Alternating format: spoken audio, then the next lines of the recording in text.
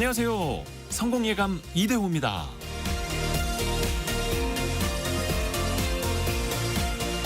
하루에도 여러 번 크고 작은 요청과 부탁을 받게 됩니다. 그런데 그 부탁을 들어주는 것만큼이나 거절하는 것도 어렵죠. 돈과 시간, 체력 등 현실적인 걸 생각하면 거절할 수밖에 없는데 사회생활, 인간관계를 생각하다 보면 아니요, 안 됩니다 라는 말이 잘 안 나옵니다. 거절에도 기술이 필요합니다. 어차피 들어주지 못하는 부탁인데 상대를 불쾌하게 하거나 이 관계까지 끝나버린다면 나에게 더 손해일 수 있죠. 진짜 능숙한 사람은 서서히 부드럽게 그러나 분명하게 거절할 줄 압니다. 도움을 드리고 싶지만 지금 제 상황상 가능하질 않네요. 금전적인 건 제가 가족들과 약속한 게 있어서 안 되겠습니다. 그 일은 제가 도와드리기 어려운데 대신에 이런 방법은 어떠세요? 꼭 단칼처럼 잘라내야만 거절하는 건 아닙니다. 거절해도 따뜻한 기술이 필요합니다. 성공예감 이대호입니다. 시작합니다.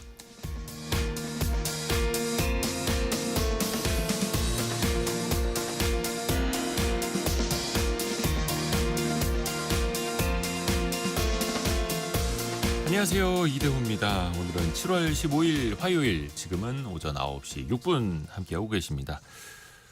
오성민 님이 비가 와서 조금 덜 덥네요 라고. 그렇죠. 참 이 여름에 비가 이렇게 반가울 줄이야. 거의 뭐 타들어가던 대지에 촉촉하게 좀 기온도 낮춰주면서 뭔가 좀 진정되는 그런 기분이기도 합니다. 오늘은 화요일이니까 또 원탁의 기자들 K 만나서 뜨겁게 토론하시는 날이죠. 비트코인이 12만 달러를 넘어섰습니다. 우리 돈으로 1억 6천만 원을 돌파하면서 사상 최고치를 기록하고 있는데요. 미국 정부가 가상자산 3대 법안을 추진하면서 불을 지피고 있는데요. 과연 또 어떤 변화가 이어지게 될까요? 같이 들여다보시죠. 또 우리나라에서 세금을 내야 하는데 이 세금을 안 내고 있는 사람들이 130만 명이 넘는다고 합니다. 체납된 세금이 110조 원. 엄청나죠?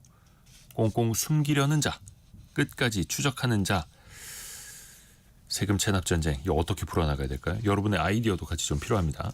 자, 오늘의 경제상식 퀴즈 나갑니다. 세 글자인데요. 올해 상반기 서울에서만 73건의 이 사고가 발생했다고 합니다.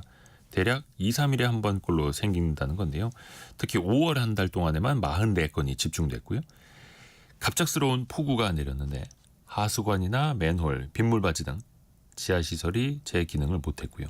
집안까지 주저앉으면서 사고가 발생하기도 합니다. 보통 노후 하수관이 땅속에서 터지거나 지하 구조물 주변에 물이 스며드는데요. 이때 집안이 약해지면서 이런 사고가 발생하게 됩니다. 서울시만 놓고 봐도 전체 하수관로의 절반 이상이 설치된 지 30년이 넘었다고 하고요. 특히 고층 빌딩이나 공사가 자주 있는 강남권에서 집중적으로 이 사고가 발생하고 있습니다. 도로 한복판이 갑자기 꺼져버리는 집안 붕괴 현상을 외래어 세 글자로 이렇게 부르게 되죠. 오늘 비가 와서 더위가 좀 식혀지고 있습니다만 또 너무 많이 오면 이런 피해가 생길 수 있어서 평소에 또 우리가 주변을 관리해야 하기도 합니다. 큰 피해가 당연히 없어야죠. 이 세 글자 정답을 맞춰주시면 됩니다. 경각심을 또 가져야 하고요. 짧은 문자 50원, 긴 문자 100원이 드는 샵 9730, 그리고 비용이 들지 않는 KBS 콩이 열려 있고요. 다양한 선물 보내드리고 있습니다만 또 이번 주에는 더 많은 커피 쿠폰을 쏘고 있죠. KBS 콩과 유튜브를 통해서도 언제든지 함께 하시죠. 성공예감 이대호입니다. 자주 검색하시면 성공이 가까워집니다.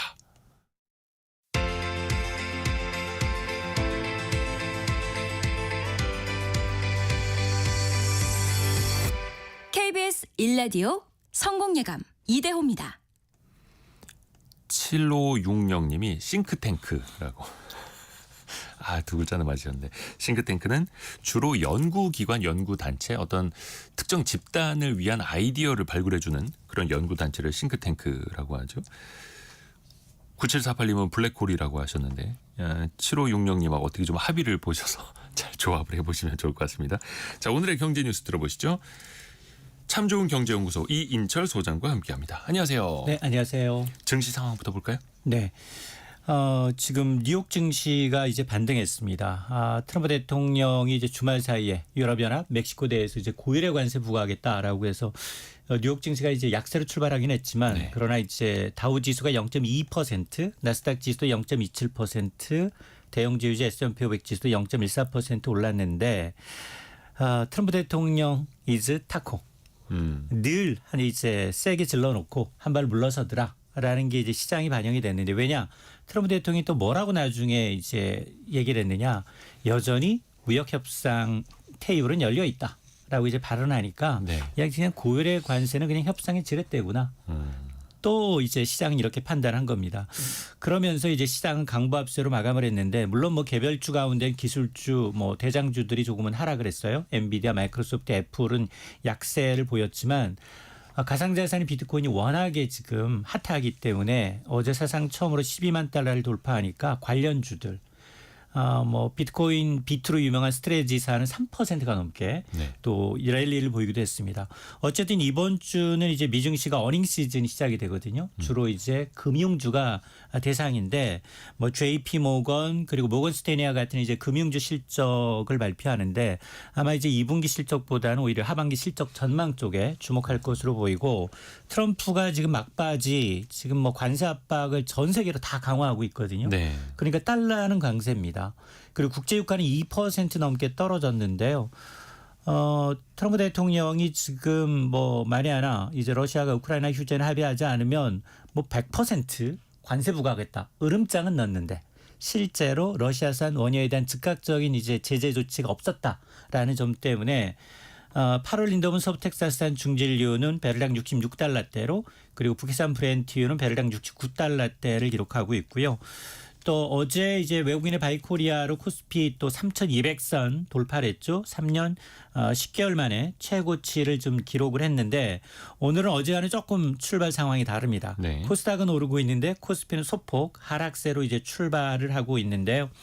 어제는 외국인이 샀다면 오늘은 개인들이 사고 있습니다. 반도체 관련주들 좀 차익 매물이 좀 나오고 있는 상황인데요. 삼성전자는 소폭 오르고 있지만 SK하이닉스 어제 30만 원 찍었다가 네. 3%가량 하락세를 보이고 있습니다. 관세 협상 이야기 잠깐 해주셨고 또 8월 1일까지 시간은 있습니다만 그래봐야 2주 정도밖에 안 됩니다.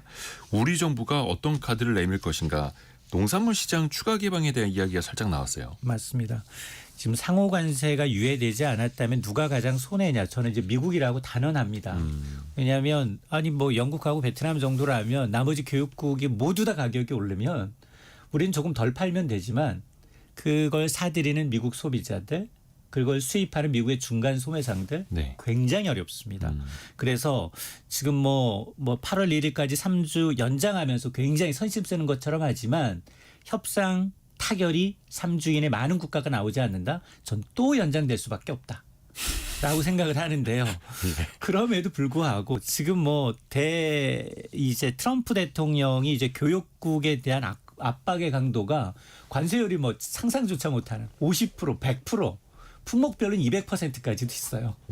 그러다 보니까 지금 남은 기간 동안 이제 실질적인 어떤 협상을 좀 이끌어내느냐가 관건인데 어제 이제 여한구 산자부 통상교섭본부장이 뭐라고 얘기했느냐? 네. 미국과의 관세 협상 과정에서 농산물 시장 개방 가능성을 전략적으로 검토하고 있다라는 뉘앙스를 비쳤습니다. 지금 미국 측이 지금 지속적으로 요구하고 있는 이제 비관세 항목들이 너무 많거든요. 30개월 이상 쇠고기 수입해라. 유전자 변형 농산물에 대한 승인 절차를 좀 완화해라. 또 쌀시장 관세가 너무 높다. 뭐 블루베리와 같은 과일의 검역을 간소화하고 잔류 농약 허용치 기준을 변경해라. 여러 가지 이제 농산물 이슈에 대해서 압박을 하다 보니 그러면 우리 입장에서는 사실 농산물 협상이라는 게 먹거리, 국민의 이제 먹거리와 이제 관련되기 때문에 늘 이제 협상은 고통스럽다. 그럼에도 불구하고 그동안 산업 경쟁력을 강화해 왔고 그래서 소비자 후생과 제도 개선을 고려해서 균형 있는 협상 패키지를 만들어 나가겠다. 이 얘기는 민감한 부분은 지키되 유연한 협상 가능성을 좀 열어둔 것으로 해석이 되고 있는데요. 8월 1일 얼마 안 남았거든요. 그렇죠. 그러다 보니까 실제로 우리가 이제 주고받을 수 있는 거 이제 우선순위 리스트를 좀 만들어서 국내 어떤 농산물 수입에 대한 개방에 대한 어느 정도의 어떤 국민적 여론을 좀 떠보는 이제 발언이 아니었나라는 생각을 하겠는데 아마 이것을 내주지 않을 경우 계속해서 트럼프는 뭐 방위비까지 겹쳐서 우리나라를 압박할 가능성이 상당히 높습니다. 통상교섭본부장이 처음으로 농산물 시장 추가 개방에 대해서 운을 띄웠다. 국내 반응 어떻게 나타날지 이걸 또 봐야 한다는 거죠. 여름철 맞아서 특히 이제 물가가 많이 오르는 품목들 있잖아요. 정부가 더 중점 관리한다고요? 맞습니다. 수박 한 통에 3만 원에 육박해요. 평년에 비해서 20-30% 비쌉니다. 제가 이 얘기했더니 네네네. 분장실 언니들이 욕하더라고요. 마트에 가봤냐고. 마트 가면 4만 원, 백화점 가면 5만 원이에요. 거기다가 이제 그 썰어주고 그리고 이제 용기값으로 7천 원은 별도로 받는데요. 그 사실 정부의 통계는 아직 3만 원에 육박하고 있지 3만 원은 아니거든요. 네. 그럼에도 불구하고 히트플레이션 굉장히 지난달에는 워낙 날씨가 좋지 않았어요. 근데 이번 달 초에는 또 폭염이 이어지다 보니까 생육 자체가 불안합니다. 그래서 이 정부가 지금 여름철 수급 불안과 이제 물가 상승에 대비해서 지금 과체류들, 배추, 감자와 같은 농산물 비축 물량을 더 늘리고 있고요. 지금 뭐 수산물도 지금 피해가 커요. 온도가 올라가게 되면 양식장의 어류들이 폐사합니다. 맞아요. 여기에다가 뭐 지금 뭐 고등어, 명태, 수산물 이제 6종과 이제 보양식, 전복, 장어 같은 경우는 이제 온 오프라인 할인이 진행되고 있고요.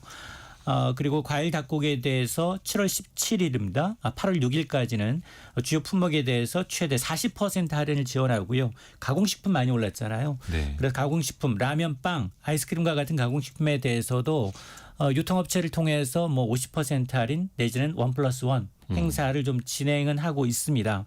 근데 문제는 폭염이 지금 시작에 불과하고요. 단기적으로 좀 장마, 집중호우가 이어지게 되면 직격탄은 과체류예요. 당도도 떨어지고 상품성 그렇죠. 떨어지고 수확량 떨어지게 되면 가격은 오를 수밖에 없거든요. 그래서 아마 이제 기상이변이 개선되기를 기대하기 좀 어려워요. 상수로 두고 이 기상 이변에 따른 어떤 이제 구조적 우린 이제 해법을 좀 찾아야 되는 상황입니다. 또 여기에 적응하면서 또 살아야 하는 거고요. 물가 많이 오른다는 이야기는 끊이질 않고 있는데 사실 그만큼 소득도 좀 적당히 늘고 일자리도 늘어나서 어떻게 보면 선순환이 이루어지면 좋을 텐데. 근데 일자리를 찾는 사람은 늘어나는데 정작 일할 곳은 없다고요. 맞습니다. 구직자는 는데 일자리는 줄고 있습니다. 이렇게 이제 고용 시장이 28개월째 역행을 하고 있는데요. 지난달 신규 구인 인원은 15만 1,000명, 1년 전에 비해서 11.2% 줄었는데 28개월째 하락세입니다. 반면에 구직 인원은 38만 7천 명, 11.9% 두 자릿수 넘게 증가했습니다. 이렇게 구인 인원을 구직 인원으로 나누는 구인 배수라고 하는데 지난달 0.39였어요. 이게 1년 전에 비해서 거의 0.1% 정도 낮아졌는데 이게 구인 무슨 배수가 얘기냐? 낮을수록 안 좋은 거죠. 맞습니다. 일자리 찾는 구직자가 100명이라면 기업의 채용 건수는 39명에 불과하다라는 의미거든요. 네. 특히나 지금 섬유라든가 금속 가공, 전기 장비와 같은 전통 제조업에서 고용 축소가 뚜렷합니다. 반면에 지금 정부가 이제 돈을 풀고 이제 서비스업 부문, 도소매, 숙박, 음식업점을 중심으로 해서 고용이 소폭이나마 좀 늘어나고 있는데 연령대별로 보게 되면 30대 이상 고령층의 고용은 좀 늘어나고 있지만 20대 이하, 40대에서 감소세가 좀 두드러집니다. 정부는 어쨌든 하반기에 이제 소비 쿠폰 뿌리죠. 이 추경 효과로 인해서 이 서비스업 일자리는 조금 더 개선되지 않겠느냐라고 좀 기대를 하고 있는데요. 경기가 좋아지고 기업들이 투자가 대규모로 이루어지지 않은 한 양질의 일자리가 늘어나긴 좀 쉽지 않은 상황이거든요. 정부가 돈을 풀어서 하는 뭐 노령 일자리는 좀 늘어날 수 있겠지만 공공 일자리는 늘어날 수 있겠지만 정말 이 젊은 대졸자들이 원하는 우리 20, 30대가 원하는 양질의 일자리는 제조업에서 나와야 되거든요. 근데 이게 상당히 좀 부진합니다. 우리나라 요즘에 조선업이 상당히 호황인데 한 2, 3년 전에 가장 많이 나왔던 우려가 일할 사람이 없다라는 거잖아요. 근데 지금은 그런 얘기 잘 안 들리거든요. 외국인 근로자로 그 자리가 또 채워졌고 대구인 근로자들은 또 일할 곳이 또 줄어들고 있고 좀 답답한 측면도 좀 있습니다. 참 좋은 경제연구소 이인철 소장과 함께했습니다. 고맙습니다. 네, 고맙습니다.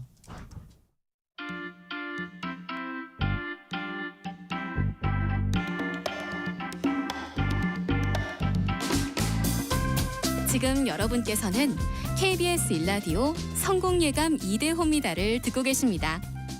프로그램에 참여하신 청취자 여러분께는 추첨을 통해 아름다운 식탁 창조 주비푸드에서 뿌리 담은 리얼 생와사비를, 쉽고 빠른 판촉물 제작 시너지 기프트에서 고속 충전 알람 시계를, 그리고 성공예감에서 준비한 커피 쿠폰을 보내드립니다.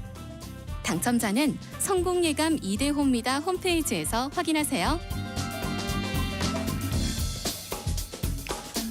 성공예감 이대호입니다. 일부 함께하고 계시고요. 원탁의 기자들 K 함께 만나보시죠. KBS 김준범, 강푸른 기자 그리고 이세중 기자까지 함께합니다. 안녕하세요. 안녕하세요. 이세중 기자는 진짜 오랜만이네요. 딱 1년 만인 것 같습니다. 어디 갔다 오셨어요? 열심히 육아하다가 이제 복직한 지 한 달 됐습니다. 아, 육아휴직. 네. 육아휴직하면서 아이 볼 때가 낫습니까? 일할 때가 낫습니까? 차라리 밥 매는 게 낫다고 일하는 게 훨씬 편한 것 같습니다. 아, 환영합니다. 잘 들어오셨습니다. 감사합니다. 오늘 첫 번째로 우리가 비트코인 이야기를 하려고 하는데 오늘 이 주제에 딱 맞게 12만 달러를 넘어섰더라고요. 개당 네. 하나당 거의 1억 6천만 원 정도 되는 거죠. 1억 6,600만 원 한 개에 한 10개 있으면 이제 뭐 강남에 아파트도 쉽게 살 수 있는 그런 10개면. 돈이고요. 당연히 사상 최고가고요. 뭐 우리가 뭐 올랐다 또 엄청 떨어졌다 이런 뉴스를 뭐 가끔씩 듣습니다만은 네. 길게 보면 정말 꾸준히 우상향하고 있는 뭐 완전 거의 하나의 자산으로 자리 잡았다는 게 입증이 되고 있고요. 저는 이거를 체감하는 게 진짜 하나의 자산으로 자리 잡았다라는 걸 왜 주식 시장이나 금값 변동에 대해서 뉴스에 종종 나오잖아요. 시황처럼 KBS 그 오전에 9시 라디오 뉴스에도 비트코인 가격이 뉴스로 자주 편성이 됩니다. 그만큼 사람들의 관심도도 높다는 거고. 아니 근데 이게 10만 달러 넘었을 때 우리나라 돈을 뭐 1억 원 넘었을 때 그때마다 이제 큰 뉴스가 되잖아요. 또 사상 최고치간 배경부터 한번 좀 볼까요? 왜 이렇게 강세입니까? 제가 안 사서 그런 겁니다. 사실 뭐 왜 오르느냐는 명쾌하게는 분석은 안 되죠. 네. 그냥 이제 사후적으로 약간 좀 갖다 맞추기식 뭐 이유를 이제 찾는 건데 뭐 기본적으로는 뭐 비트코인은 다른 코인과 달리 채굴한다 그러죠. 생산량이 제한이 돼 있잖아요. 네. 기본적으로 공급은 딱 총량이 정해져 있고 수요는 어쨌든 지금 관심 없던 사람도 관심을 갖게 되는 수요는 계속 늘어날 여지는 있고 그러니까 공급은 막혀 있고 수요는 열려 있기 때문에 당연히 우상향할 이제 소지가 있고요. 그렇게 말한 너는 왜 안 사니냐고 물어보면 사실 할 말은 없는데 사후적으로 제가 해석을 하는 겁니다. 예. 그리고 이번 주에 이제 미국 의회가 크립토 주간, 그러니까 크립토가 이제 가상 화폐란 뜻이죠. 가상 자산, 가상 화폐의 빅3 법안을 통과시킬 걸로 현재 예상이 돼요. 뭐 이게 꼭 비트코인과 관련된 법은 아니지만 어쨌든 그래도 가상자산에 뭔가 좀 밀어주고 지원하고 우호적인 법안을 미국 의회가 통과시킬 걸로 주목받고 있기 때문에 가상자산이 정말 대세구나라는 이미지 심리를 주고 뭔가 시장이 뜰 때는 가장 뭔가 대장주가 뜨는 거잖아요. 네. 비트코인은 가상자산의 대명사이기 때문에 대장주가 뜨는 게 아니냐라고 이제 해석이 됩니다. 그러니까 사실 가상자산은 정부가 규제만 하지 않아도 성장할 것이다라고 했는데 아예 이제 미국 정부가 양성화해주고 지원을 해준다니 더 힘을 받는 거네요. 그러니까 사실 그 배경에 이제 이세중 트럼프 기자. 대통령 얘기를 안 할 수가 예. 없는 게 사실 트럼프는 그 암호화폐 대통령이다라고 말할 정도로 스스로. 예, 암호화폐에 대해서 아주 친화적인 정책을 일관했거든요. 그래서 이 비트코인 그 상승세를 보더라도 지난 1년간 2배 넘게 올랐습니다. 이게 원래 이게 10만 달러 넘었던 게 오래된 게 아니거든요. 이미 1년 전에는 사실은 지금의 거의 반토막 정도였는데 이게 지금 2배 넘게 오른 거는 이 트럼프 정부 출범 이후에 확실히 급등세를 보였던 거와 관련이 있고 뭐 사실 선거 당시에도 이 암호화폐 업계에서 트럼프한테 상당한 정치 자금을 또 후원하기도 했었죠. 그래서 뭐 트럼프는 종종 SNS에도 그 암호화폐와 관련된 글들을 여러 차례 올리기도 했는데 지금 김준범 기자가 말씀하신 것처럼 이번 주가 이제 그 크립토 주간이라 그래서 관련된 법안 이 세 개가 표결이 되면은 아마도 관련돼서 또 하나의 또 이 상승하는데 또 탄력을 받을 걸로 좀 보이기도 합니다. 요거 간단하게 짚어보고 그 크립토 주간 뭐 법 이야기 좀 넘어가 볼까요? 왜 비트코인을 디지털 금이라고까지 표현을 하잖아요. 그러면 그거는 금만큼의 안전자산 역할을 하는가라는 걸 봐야 하는 건데 이게 위험자산입니까? 아니면 이제 안전자산으로 취급을 해도 됩니까? 어려운 문제긴 합니다만. 그거는 약간 금이 안전하냐라는 질문하고 비슷한 것 같아요. 그러니까 이달 내가 금을 사면 다음 달에 돈을 버느냐 모릅니다. 또 떨어질 수도 있는 건데.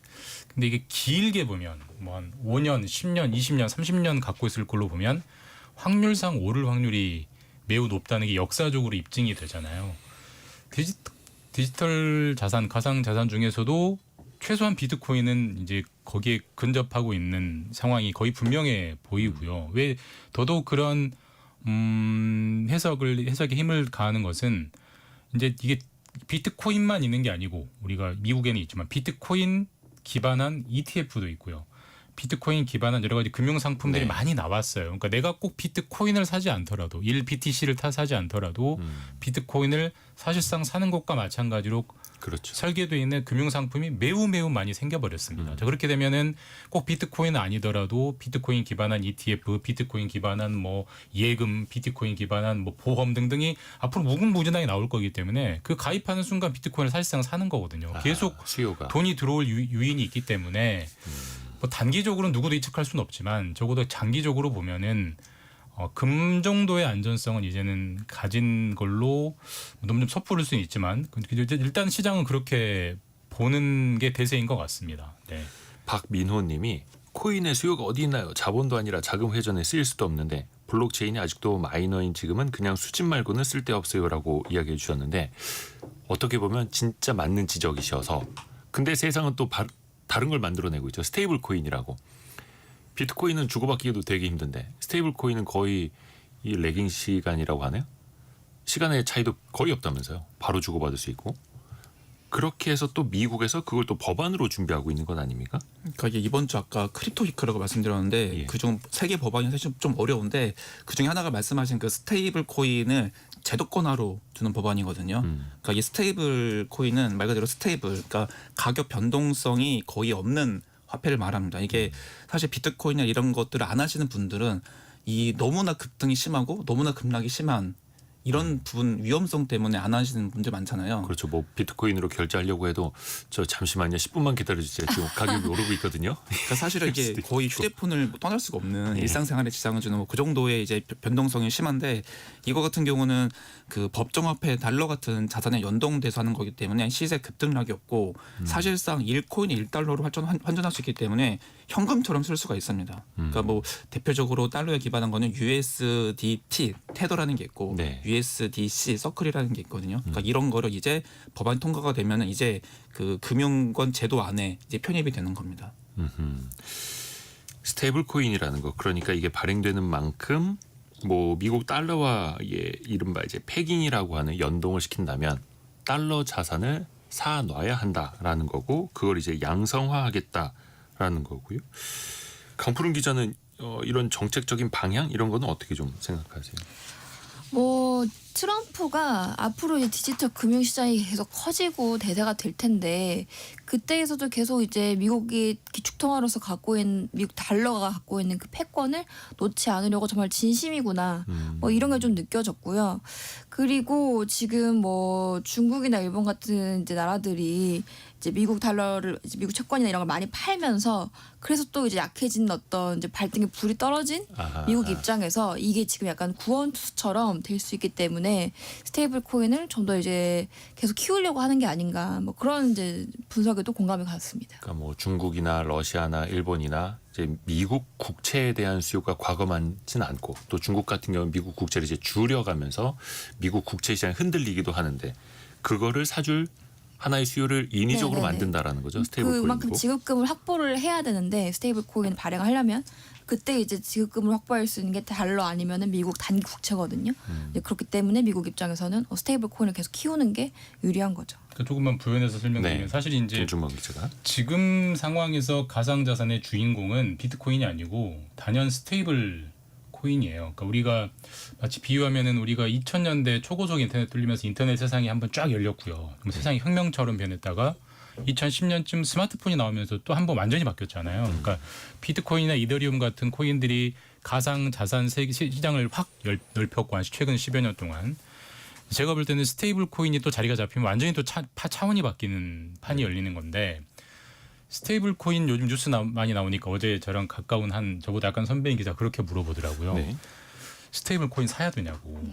그 전형적으로 잘못된 이해를 보여주는 겁니다. 그러니까 투자 측면으로. 예, 스테이블 코인은 투자할 가치가 1도 없습니다. 왜냐하면 1테더, 그렇죠. 1서클은 늘 1달러이기 때문에 네네. 백날 사본들 가격이 고정돼 있어서 투자 차익은 전혀 나올 게 없어요. 달러 갖고 있는 거랑 똑같은 거죠. 맞습니다. 그쵸? 네. 다만 그렇게 달러와 똑같다는 측면이 스테이블 코인의 엄청난 장점입니다. 그러니까 오르지 않는데 뭐가 장점이야? 그러니까 이건 오르려고 사는 게 아니고 이거는 이제 스테이블 코인은 달러처럼 결제가 되는 겁니다. 그렇죠. 우리가 비트코인은 사서 오르는 차익을 노리는 자산이지만 네.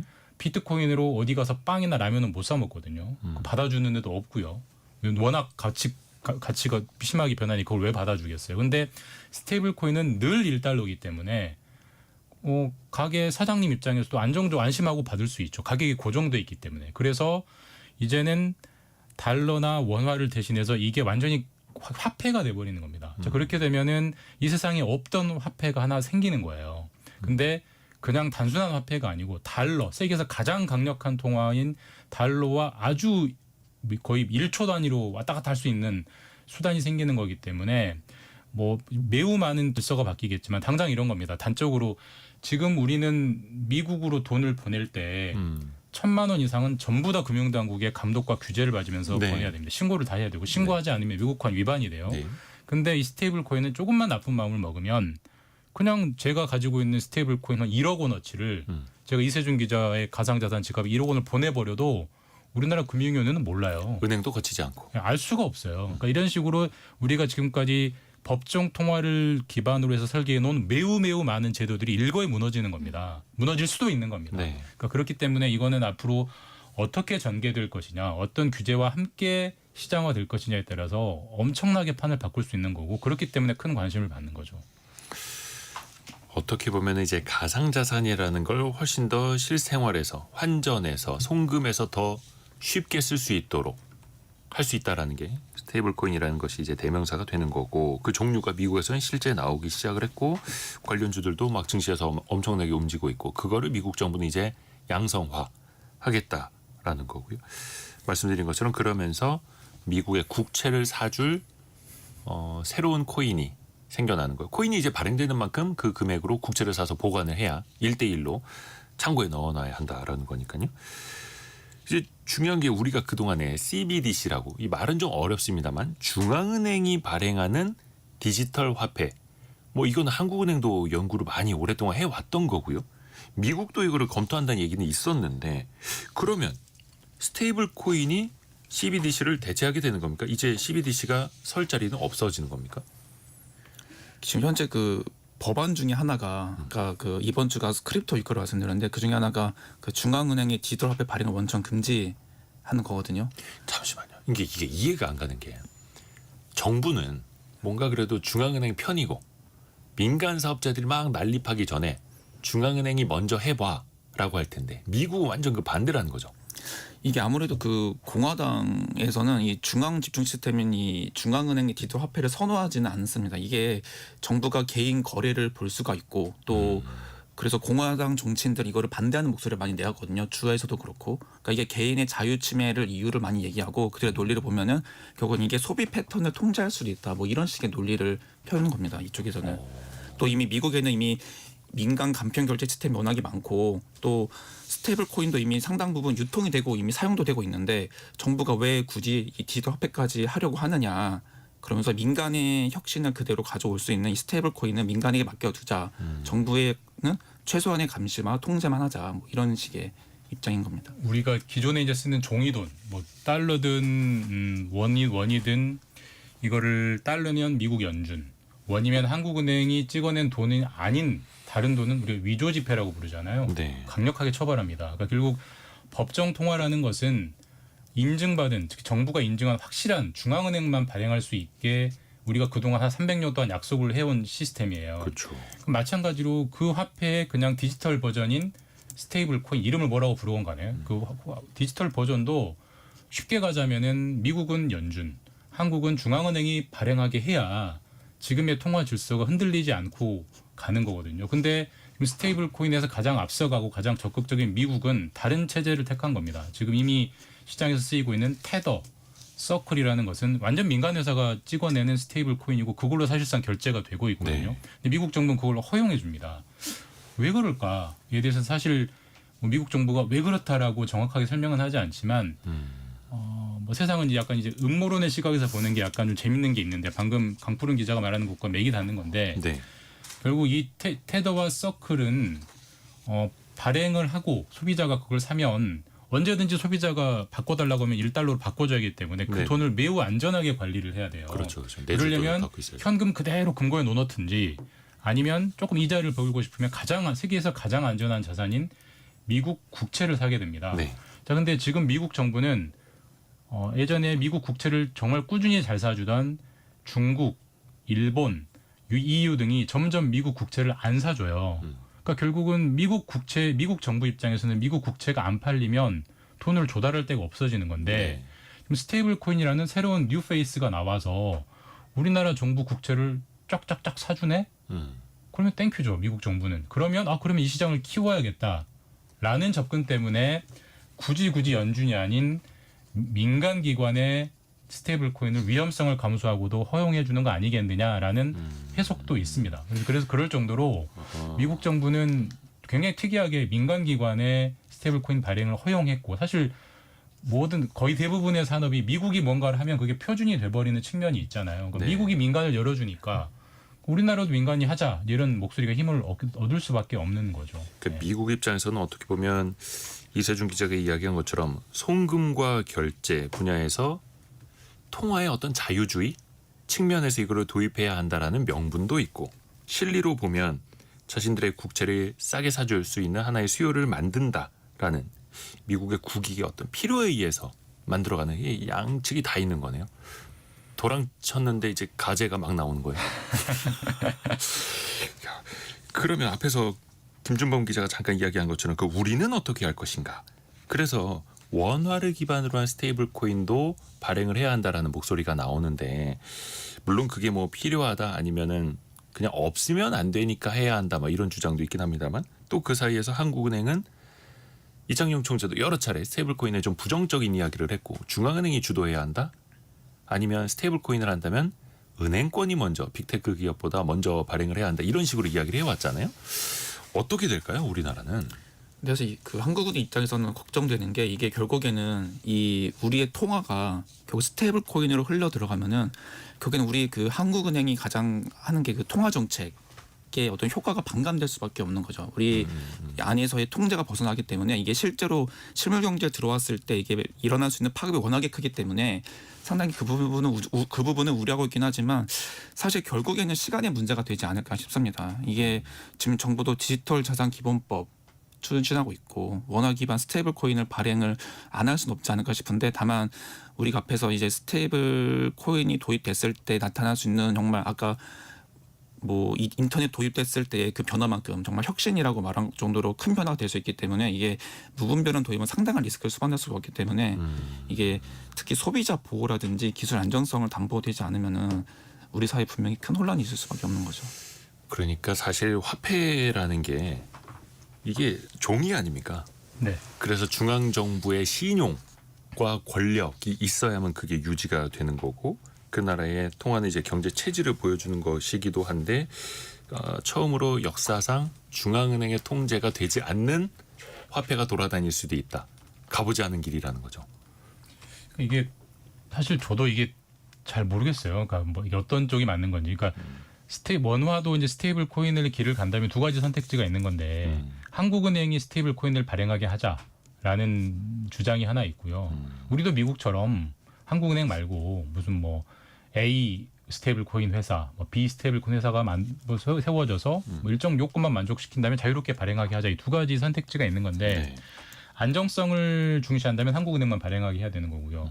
혁신성을 강조한다면 당연히 후자일 텐데, 근데 지금 이제 그냥 상상을 한번 해보면 이제 달러 기반 스테이블 코인은 이미 세상에 넘치고 있고요. 우리도 이제 뒤늦게 원화 기반 스테이블 코인이 또 시장에서 경쟁을 할 텐데, 내가 투자자라면, 내가 한 여윳돈이 한 운이 좋아서 한 1억 원 있다면 내가 달러 기반 스테이블 코인을 살까, 원화 기반 스테이블 코인을 살까? 좀 답이 좀 뻔한 것 같거든요. 누구나 달러화 기반의 스테이블 코인을 살 확률이 저는 높다고 생각해요. 원화 기반 스테이블 코인에 특별한 인센티브를 주는 게 아니라면. 왜냐하면은 달러 기반 스테이블 코인은 여러 가지로 쓰기가 편리하잖아요. 어디 가서 뭐들 어느 나라 가서 쓸 수도 있고, 달러라는 네. 특징 때문에 결국은 이게 잘못 열어주면은 우리나라의 돈이 다 더 많이 빠져나갈 수 있는 블랙홀이 될 수가 있어요. 결국은 이게 아무리 혁신도 좋지만 기본적으로 통화 질서가 흔들리면 우리가 다 힘들어지기 때문에, 제 개인적인 견해로는 열어는 주더라도 매우 꼼꼼하게 규제를 하면서 열어줘야지, 그렇지 않으면 좀 뭐 잡으려다가 뭐 다 태운다고, 잘못하면 정말 우리 정부가 통제할 수 없는 길을 열어줄 수 있는 위험성도 있다. 저는 그건 반드시 염두에 둬야 된다고 생각합니다. 그거를 이제 한국은행에서 네. 또 걱정을 하는 거죠. 가보지 않은 길이다 보니까. 그래서 뭔가 시장이 먼저 앞서가기 전에 법과 규제가 필요한 것 아니냐. 왜냐하면 그런 말씀들도 하시더라고요. 우리나라 안에서 원화 기반 스테이블 코인을 발행을 안 하더라도 해외에서 외국 사업자가 원화 기반 스테이블 코인을 만들 수도 있다. 거기에서 뭐 원코인 이런 거 예를 들어서 만들어 놓고, 우리는 원코인 발행되는 만큼 한국 국채를 사서 담을 겁니다. 그렇게 해서 원화에 연동시킬 겁니다라고 외국에서 해버리면 수요가 외국에서 생겨버리고 그 돈이 또 외국으로 빠져나가는 것 아니야? 또 이렇게도 보는 시각이 있더라고요. 그래서 참 이게 이 길을 안 가자니 어쩔 수 없고, 하자니 가보지 않은 길이고. 근데 그런 얘기도 있습니다. 우리나라는 워낙 진짜 핀테크가 잘 돼 있고, 사실 현금 다 안 쓰시고 다 요새는 뭐 다 디지털로 내 돈이, 내 월급이 그렇죠. 어디서 어떻게 나가는지도 모르게 숫자로만 이제, 보이죠. 그렇죠. 그러다 보니까 굳이 이런 상황에서 스테이블 코인을 내가 또 따로 사서 그럴 메리트를 과연 한국 사람들이 이제 가지겠느냐, 그건 또 따로 봐야 된다, 그런 의견도 있어서요. 그게 우리나라에서 과연 얼마나 수요가 있을지. 일각에서는요, 외국인 근로자들이 스테이블 코인으로 월급을 달라 하는 분들이 있대요. 왜냐하면 이제 자국으로 송금을 하려면 은행 하나를 거치는 게 아니라 막 은행 2-3개를 거쳐야 되고, 송금 수수료만 해도 어마어마하게 나오는데 스테이블 코인으로 받으면 그걸 다 아낄 수가 있다라는 거죠. 근데 다만 법적으로는 법정 통화로 월급을 줘야 해서 스테이블 코인으로 주는 거 아직까지 불법이다 보니까 뭐 여러 가지 또 수요는 있다고 하는데, 이게 나중에 진짜 그 말씀하신 것처럼 통화 주권하고도 연관이 있다 보니까 이게 정말 쉬운 문제는 아닌 것 같습니다. 그래서 지금 한국은행도 민간 은행들도 빅테크들도 정부도 뭐 이거를 어찌해야 할지는 모르는 것 같은데, 빨리 좀 길을 찾기는 찾아야죠. 일단 뭐 이재명 정부도 스테이블 코인은 도입하겠다고 공약을 했고요. 대선 과정에서 이야기를 했죠. 찬반을 떠나서 객관적인 상황을 보면은, 다만 이제 도입이 되려면 네. 법이 있어야 되는데 관련 근거법이 전무해요. 그 현재라도 이거 허용을, 그러니까 제한적으로라도 허용을 하려면 뭔가 법이 있어야 되잖아요. 그래서 이제 디지털 뭐 자산 기본법 등등을 현재 이제 만들려고 발의를 했고, 뭐 추가 발의를 또 하려고 하는 상태인데, 말 그대로 발의 단계이기 때문에 아직 국회 상임위 논의 상정도 안 됐고요. 그다음에 이제 큰 넘어야 될 산이, 아까 말씀드렸지만 한국은행 등의 기존 금융권 입장과 핀테크, 디지털 자산, 가상자산 업계 입장이 완전히 다릅니다. 그래서 한국은행은 어쨌든 가더라도, 그 길을 가더라도 중앙은행 통제 하에서 가야 한다는 입장이 있고, 왜냐하면 이거 잘못하면 다 무너진다. 아니면 야, 그렇게 안정적으로만 가다면 언제 혁신을 추구하느냐. 우리가 세계 가상자산 핀테크를 선도해야지라는 후자의 입장이 있어서 이 조율이 필요할 것 같은데, 사실 양쪽 다 일리가 있는 얘기 같아서, 사실 이게 빨리 정리가 돼야 이게 법이 만들어지고, 법이 만들어져야 발행이 되는 건데, 이게 언제 정리될지 아직은 굉장히 불투명합니다. 어느 쪽이 이길지도 잘 모르겠고요. 1591 쓰시는 분께서 2007년 8월 아들이 입대하기 전에 비트코인으로 피자도 사 먹을 수 있고 학용품도 살 수 있다라고 해서 10개만 사자고 했더니 집에 계시는 분의 강력한 반대로 안 샀는데, 지금 생각하면 인생 첫 번째 기회를 날려버린 것 같은 느낌이네요. 근데 그때 10개를 사셨어도 지금까지 그거를 20년 가까이 갖고 있을 수 있다라는 건 또 모르는 일입니다. 저도 한 7, 8년 전에 예전에 사내에서 스터디 모임 하면서 비트코인으로 회비도 내고 왜 그랬지? 그때 얼마 보셨어요? 예? 얼마나 다 보셨어요? 없죠. 그걸로 다 그냥 내버리고 끝냈거든요. 나 이건 못하겠다. 이러면서. 그래서 지금 열심히 라디오 진행도 열심히 하거든요. 경제상식 퀴즈 한 번 더 내드리고 또 두 번째 이슈 뜨겁게 이야기해 보시죠. 세 글자입니다. 지하에 상수도관이나 맨홀이 파손되는 등 물이 스며들면서 집안이 약해질 때 도로나 인도 때로는 건물 아래까지 꺼지는 이 현상을 우리가 흔히 외래어 세 글자로 이렇게 부르죠. 서울시에서 상반기에만 73건이 이게 발생했다는 겁니다. 그리고 이제 요즘에도 비가 내리고 있고 앞으로도 비가 또 많이 내릴 수 있는데 더더욱이 주의하십사 이 정답을 마련을 했고요. 3678님이 포트홀이라고 보내주셨네요. 포트홀. 포트홀은 아스팔트가 패이는 조금 이제 작은 거를 뜻하게 되죠. 그거보다 더 큰 걸 이야기하게 됩니다. 7928님은 요즘같이 비가 자주 내리면 많이 이게 걱정됩니다. 이렇게 보내주셨고요. 갑자기 6918님 사연 미채택 100번 채워보세요. 저희가 사연이 많이 오다 보니까요. 그래도 6918님 고맙습니다. 윤태상님은 방송에서 이거 발생하는 거 뉴스 볼 때마다 운전할 때 보행할 때 도로를 유심히 살피는 습관이 생기고 있어요. 이렇게 보내주셨네요. 집안이 안전해야 되는데요. 집안이 아니라 집안. 그렇죠. 땅 밑이 안전해야 하는데요. 자, 평소보다 더 많은 분들에게 커피 쿠폰 보내드리고 있습니다. 짧은 문자 50원, 긴 문자 100원이 드는 샵 9730 또 KBS 콩으로 참여해 주시면 됩니다.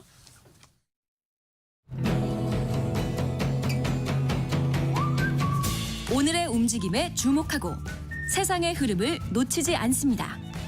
여러분의 내일을 응원하며 성공의 열쇠를 함께 찾아갑니다. 성공예감 이대호입니다. 경기가 안 좋아서 걷어야 하는 세금도 잘 못 걷고 있는데 내야 하는데 안 내는 세금, 체납 세금이 110조 원이라고 합니다. 왜 우리가 고액 체납자 명단이 공개됐습니다. 이런 뉴스들 많이 하시잖아요. 경제부에서도. 심지어 뭐 회사 이름, 주소까지 공개된다고 하는데 그럼에도 안 내는 사람들이 많더라고요.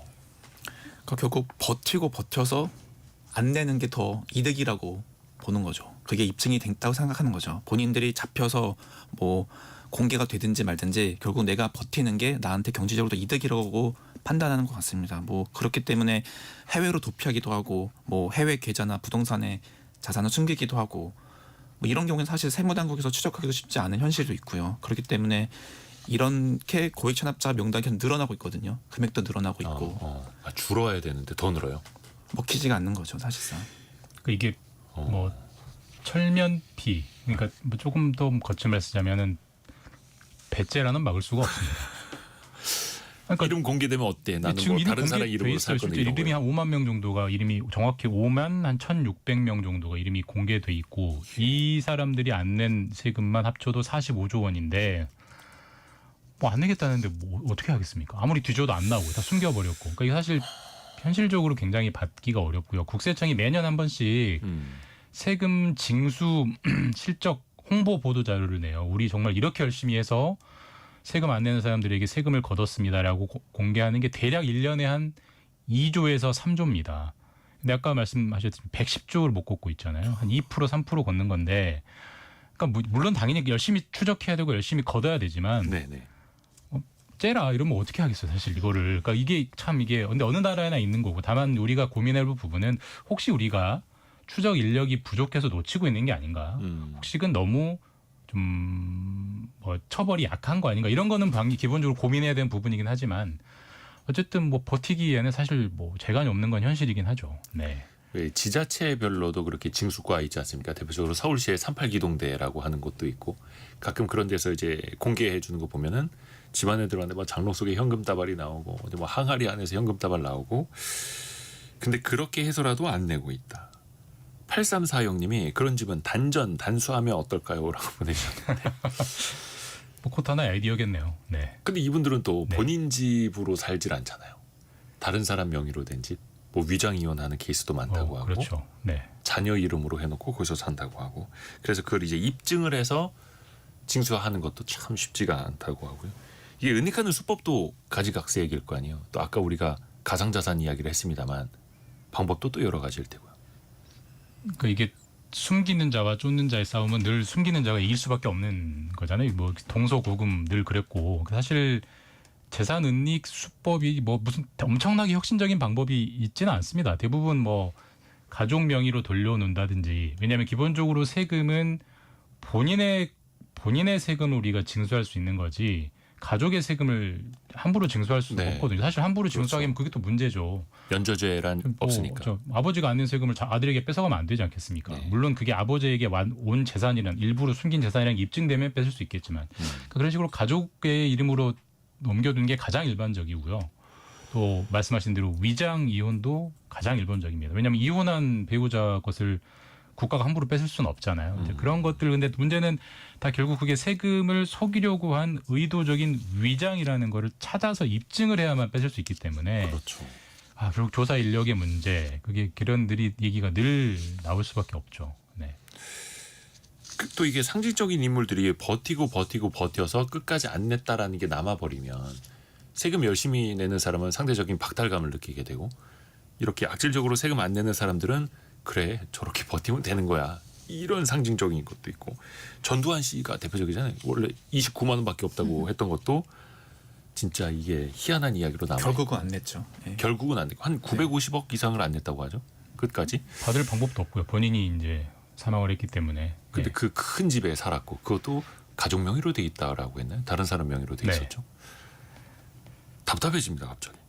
근데 또 반대로 경기가 안 좋아서 사업이 잘 안 돼서 폐업을 할 수밖에 없어서 어쩔 수 없이 세금이 밀리는 경우도 있잖아요. 그러니까 이게 좀 분리해서 봐야 될 것 같아요. 이런 악의적, 고의적, 고액 체납자와 그 생계형 체납자가 좀 별개인데, 그러니까 이게 영세 자영업자가 대표적인데 폐업 사업자가 100만 명이라고 하더라고요. 그러니까 이분들은 급한 게 일단 직원 급여 줘야 되고 월세 줘야 되고, 그러니까 세금 내는 거를 뒤로 미룬 거죠. 어쩔 수 없이. 그러니까 이런 사실 체납자 분들 중에 대부분은 1,000만 원 이하의 소액 체납자고 그분들은 대부분 이게 생계형 체납자로 분류해야 되고 이거를 고액 체납자와 똑같은 시선을 바라보는 거는 조금 다르게 볼 필요가 있긴 합니다. 임대료 안 내면 집을 빼야 하고 직원들 월급을 못 주면 직원들이 떠나가는데 세금을 안 냈다라고 해서 한반도를 떠나야 하는 건 아니니까 우선순위에서 밀리는 거네요. 그러니까 제가 아까 뭐 대놓고 마음 먹고 안 내는 사람을 어쩔 방법은 없다는 게 근본적인 문제가 있다고는 했지만 예. 저는 이제 어쨌든 우리가 처벌이나 이 강제로 징수하는 방법이 너무 좀 우리가 솜방망이 아닌가는 분명히 좀 고민을 해봐야 될 지점이 있는 것 같아요. 그러니까 지금 고액 체납자 명단을 공개하는 이유는 사회적인 명성에 압박을 줘서 주게 하겠다는 게 이 제도의 도입 취지인데 네. 지금 5만 명 46조 원이 쌓일 정도로 뭐 이름 깔려면 깔아 이런 사람들이 있다는 얘기라는 말이에요. 그럼 결국 이 정도는 안 된다는 거기 때문에 사실 지금 우리가 뭐 대기업 회장님들 뭐 탈세하는 걸로 기소돼도 안 낸 만큼만 뒤늦게 내면 많이 막 집행유예로 풀어주고 이런 측면들이 있어요. 그리고 아까도 좀 누가 봐도 숨겨놓은 것 같은데 정부가 모든 걸 입증을 해야만 강제로 가족 재산을 뺏을 수 있는 측면도 있는데 반대로 정부가 먼저 뺏고 혹은 최소한 딱 압류해 두고 이걸 풀려면 당신이 입증해. 당신이 위장 재산 마련 입증 이런 식으로 좀 책임을 전환하는 거라든지 물론 여러 가지 책임을. 법적 논쟁이 있겠지만 그렇죠. 또. 그런 수단을 고민해야 될 상황이 왔다고 생각해요. 왜냐하면 110조를 못 걷고 있는데 우리나라 1년 예산이 700조인데 한 7분의 1을 못 걷고 있는 거니까 심각한 수준이죠. 지난해하고 네. 그 전년도 2년간 못 거둔 세금이 한 86조 원 정도 되잖아요. 예. 세수 펑크난 거. 그거보다 훨씬 더 큰 금액이 체납 세금으로 있다라는 건데. 근데 이게 고액도 그렇지만 소액 체납들도 은근히 많습니다. 이게 인식의 문제일 수도 있는데 이번에 뭐 장관 후보자들 나오신 분들 보니까 이분들도 뭐 안 낸 세금들이 좀 있더라고요. 은근히. 뒤늦게 내죠. 인사청문회 몰랐다, 앞두고. 이러고. 네, 항상 몰랐다. 네. 뭐 적게는 몇백만 원? 뭐 이런 것도 있기는 한데 이게 참 사람마다 다른 것 같아요. 바빠서 몰랐다 할 수도 있는 거고 진짜 어떤 분들은 몇만 원만 밀려도 막 심장이 콩당콩당 거려서 빨리빨리 내버리고. 사실 대부분의 시민들은 그렇게 밀리는 경우가 많진 않죠. 그렇죠. 그리고 몇백만 원을 밀린 채로 몇 년을 지냈다는 게 사실 논리적으로 또 우리 마음적으로도 와닿지가 않는 말이긴 합니다. 사실 대부분의 그렇죠. 유리지갑인 직장인 분들은 모두가 다 당연하게 내고 있으니까. 5663 쓰시는 분께서는 누구는 전기요금, 가스요금 몇만 원 밀려서 단전 단수되는데 참 할 말이 없네요. 이렇게. 그러니까 이거 성실하게 내는 사람들이 뭐가 됩니까? 최근에 또 그 유튜버들이 수입 몇 억씩 버는 사람들도 세무조사 받았다는 뉴스도 나왔더라고요. 이거 뭔가 좀 마음만 먹으면 탈세하는 구조? 구멍은 여전하다는 거잖아요. 그래서 어디서든. 유튜브 같은 경우는 이제 전에 없던 새로운 형태의 소득이고 그 새로운 형태의 소득을 추적해서 과세하는 저희 시스템이 한 발 늦었던 거죠. 그러니까 사실 유튜버들은 무슨 뭐 슈퍼챗 이런 것들 받는 걸로 다 그냥 입맛 포켓했던 건데 사실 소득이기 때문에 다 과세를 했어야 되는데 이제 뒤늦게 국세청이 저것도 이제 과세를 해야겠구나라고 해서 작년 같은 경우에도 대략 한 고액 유튜버 한 60여 명 세무조사해서 네. 뭐 수십억 원 추징했다고 하니까 사실 이제 이런 디지털 분야에서 나오는 신규 소득도 어쨌든 이대로 놔두면 다 탈세가 되거든요. 그리고 결국 다 체납세액이 될 거고 결국 이것도 이제 국세청이 열심히 해서 찾아내고 기법 개발하고 인력 확충하고 그렇죠. 뭐 이런 게 필요하죠. 네. 지금처럼 가면은 이거는 안 되겠다라는 걸 또 한번 절실하게 느끼게 됩니다. 오늘 KBS 김준범, 이세중, 강푸른 기자 함께했습니다. 고맙습니다. 감사합니다. 자, 1부 마무리하고 이제 2부로 넘어갑니다. 2부에서는요 창업 트렌드가 기다리고 있는데요. 최소한 식당이라도 자영업이라도 잘 하려면 어떤 성격, 어떤 성향이 유리할까요? 100명이 넘는 창업 고수들의 MBTI를 다 조사해봤거든요. 요거 재밌습니다. 잠시 후에 창톡의 노승욱 대표와 함께 돌아옵니다. 뉴스 들으시고요. 10시 5분에 금방 다시 뵙겠습니다.